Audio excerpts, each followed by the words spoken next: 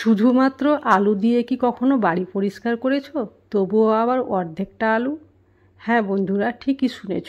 শুধুমাত্র অর্ধেকটা আলু দিয়ে পুরো বাড়ি তোমরা পরিষ্কার পরিচ্ছন্ন বা চকচকে ঝকঝকে করে নিতে পারো।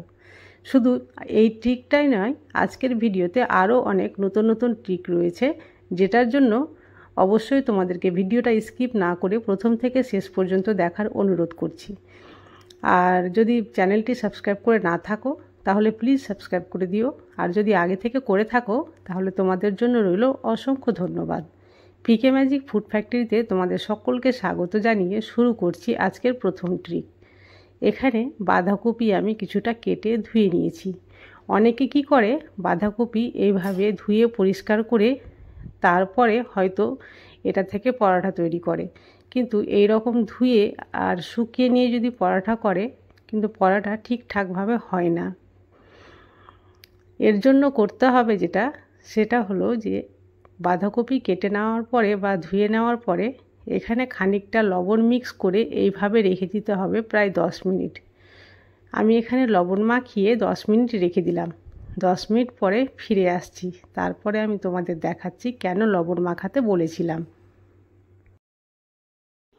ফিরে আসলাম 10 মিনিট পরে, আর দেখো কতটা জল বেরিয়েছে। কোনো রকম জল ছিল না, একেবারে শুকনো ছিল, কিন্তু লবণ দেওয়ার ফলে এর নিজস্ব যেটা জল থাকে সেটা বেরিয়ে এসেছে। এই জল সমেতে যদি তোমরা পরোটা করতে তাহলে কিন্তু ভালো হতো না। এবার এটাকে ভালোভাবে নিংড়ে সম্পূর্ণ জলটা বের করে নিচ্ছি। এটা কিন্তু কোনো দেওয়া জল না, এটা বাঁধাকপির নিজস্ব রস বা নিজস্বই জল। এটা ফেলে দিলাম। আর যে বাঁধাকপিটা রয়ে গেছে এটা দিয়ে যদি এবার পরোটা করো তাহলে কিন্তু পরোটা খুব ভালো হবে। আশা করছি আজকের ট্রিকটাও তোমাদের খুব কাজে দিবে। যদি ভালো লাগে অবশ্যই অ্যাপ্লাই করিও। চলে আসছি পরবর্তী ট্রিকে। আমরা আলু কেটে সাধারণত আলুর যে খোসা থাকে সেটা ফেলে দিই, কিন্তু আজ আমি আলুর খোসা ফেলবো না, সেটার একটা অন্য ধরনের ব্যবহার তোমাদের সামনে দেখাবো। এই যে দেখতে পাচ্ছ এখানে যে এই ধরনের বোতলগুলো রয়েছে, এগুলো কিন্তু পরিষ্কার করা খুব ভালোভাবে যায় না। যতই পরিষ্কার করি তলায় যেন ভিতর দিকে কিছু থেকেই যায়। তো আজকে এটা পরিষ্কার করার জন্য আমি নিয়ে নিয়েছি কিছুটা আলুর খোসা, যে খোসাটা আমি ফেলে দিইনি। এবার এই খোসাটাকে আমি হাত দিয়ে আরও কিছুটা ছোট ছোট টুকরো করে নেব। তারপরে এই টুকরো করা আলুর খোসাটা আমি এবার বোতলের মধ্যে দিয়ে দেব। আলুর খোসাগুলো বোতলের মধ্যে আমি দিয়ে দিলাম, আর তারপরেই দিয়ে দিচ্ছি আমি খানিকটা জল। আলুর খোসা আর জল দেওয়ার পরেই আমি দিয়ে দেব এখানটায় হোয়াইট টুথপেস্ট। যে কোনো হোয়াইট টুথপেস্ট হলেই হবে, আর এই হোয়াইট টুথপেস্ট দিয়েই কিন্তু কাজ হয়ে যাবে। এখানে কোনো রকম ডিশওয়াশ বা ডিটারজেন্ট পাউডার আমি কিছুই ব্যবহার করব না, আর দেখবে কত সহজে চকচকে হয়ে যাবে। দেখো আমি দিয়ে দিলাম এর মধ্যে। এবার এর মুখটা বন্ধ করে আমি ঝাঁকিয়ে নেব। খুব ভালোভাবে ঝাঁকিয়ে নিলেই কিন্তু দেখবে ভেতরে অনেকটা ফেনা হয়ে যাবে, মনে হবে যেন আমি কোনো ডিটারজেন্ট পাউডার দিয়েছি, কিন্তু না, আমি এখানে কোনো ডিটারজেন্ট পাউডার বা ডিশওয়াশ ব্যবহার করিনি, সেটা প্রথমেও বলে দিয়েছি। শুধু এইভাবে ঝাঁকালেই কিন্তু এতটা ফেনা হয়ে গেছে। কিন্তু এভাবে ঝাঁকিয়ে কাজ যতটা হবে তার চাইতে বেশি কাজ হবে ভিতরে কিছু একটা দিয়ে ভিতরের তলাটা একটু ঘষে নিতে হবে। কিন্তু এরপরে একটা ছোট্ট ট্রিক, আমি এটা ঘষবো কী করে, তাই এটা সরিয়ে রেখে দিলাম। আর নিয়ে নিয়েছি এখানে একটা স্কচ ব্রাইট, আর একটা এখানে নিয়ে নিয়েছি আমি খুন্তি, আর খুন্তির পেছন দিকে আমি এটা খুব ভালো করে এভাবে ল্যাপটে নিচ্ছি। আর একটা ফিতা বা দড়ি যাই হোক না কেন, বা রাবার ব্যান্ড যাই থাক তোমাদের কাছে, এখানে একটা শক্ত করে বেঁধে নিতে হবে যাতে এখান থেকে খুলে না আসে। তো আমি এখানে একটা ফিতা নিয়ে নিয়েছি, আর ফিতা দিয়ে খুব ভালোভাবে টাইট করে বেঁধে নিলাম। আর চলো এটা আমি এবার কি করছি দেখে নাও। এটা যেহেতু খুন্তিটা একটু লম্বা, তাই এখানে আমি বেঁধেছি। তোমরা খুন্তি ছাড়া যে কোনো লম্বা জিনিসে বাঁধলেই হবে। আর এটা আমি বোতলের মধ্যে এইভাবে ভরে দিলাম, আর এটা দিয়েই কিন্তু ওর তলাতে জমে থাকা যত নোংরা আছে সব পরিষ্কার হয়ে যাবে খুব সহজেই।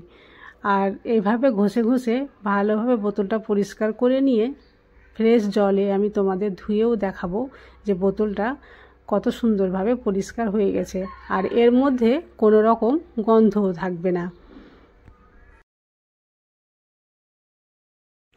এবার নর্মাল জল দিয়ে বোতলটা ধুয়ে পরিষ্কার করে তোমাদের দেখাচ্ছি। দেখো কতটা চকচকে হয়ে গেছে। আশা করছি এই ট্রিকটিও তোমাদের খুব কাজে দেবে। চলে আসছি পরবর্তী ট্রিকে। বাড়ির ছোট বাচ্চারা যখন পড়তে শিখে তখন তাদের জন্য ছোট ছোট অর্থাৎ এই চটি বইগুলো কিনে নিয়ে আসা হয়। আর তারা কি করে, তাদের হাতের নাগালে পেলেই কিন্তু পৃষ্ঠাগুলো ছিঁড়ে ফেলে। তো তাদের হাতের নাগালের বাইরে রাখার জন্য একটা পদ্ধতি তোমাদের আমি দেখাচ্ছি। খুবই সহজ পদ্ধতি, ওদের হাতের নাগালের বাইরেই থাকবে যদি এইভাবে রাখো তাহলে। এখানে নিয়ে নিতে হবে একটা হ্যাঙ্গার। আমি যেভাবে হ্যাঙ্গারটা নিচ্ছি ঠিক সেভাবেই হ্যাঙ্গারটা নিতে হবে। আর বইগুলো যেহেতু খুব পাতলা থাকে, এর ওজনগুলোও খুব কম থাকে, আর তাই হ্যাঙ্গারে কিন্তু সব কটা বই এইভাবে সেট হয়ে যাবে খুব সহজেই।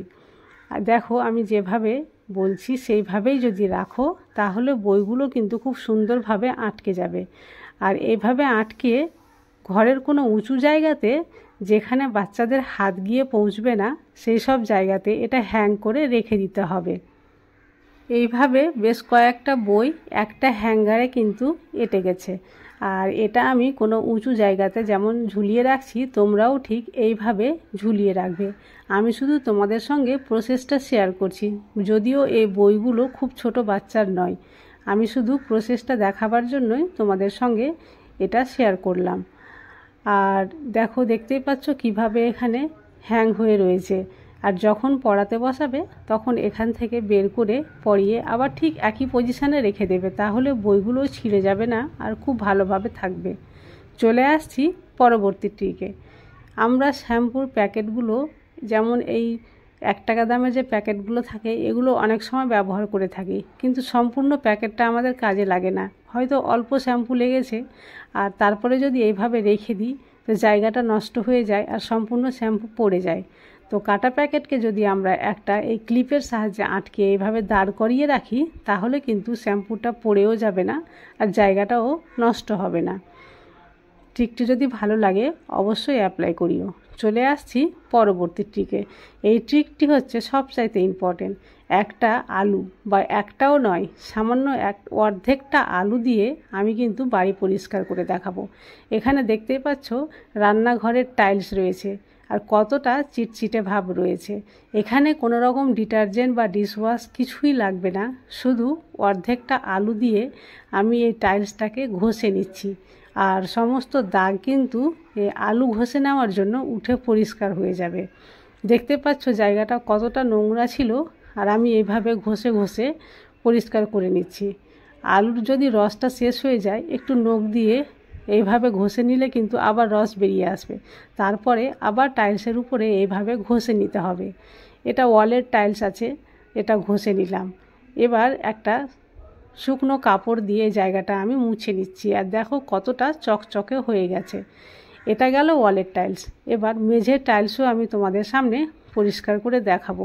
সেটাতেও যদি কোনো দাগ লেগে থাকে তাহলে এই আলু দিয়েই কিন্তু পরিষ্কার হয়ে যাবে। তো চলো মেঝেতে দেখাচ্ছি। এই যে মেঝেতে দেখতেই পাচ্ছ এখানে কিন্তু একটি স্পট পড়ে রয়েছে, আর এখানে আমি আলু ঘষে দিচ্ছি। এভাবে আলু ঘষে ঘষে কিন্তু দাগটা পরিষ্কার হয়ে গেছে। দেখতেই পাচ্ছ দাগটা নেই আর এখন।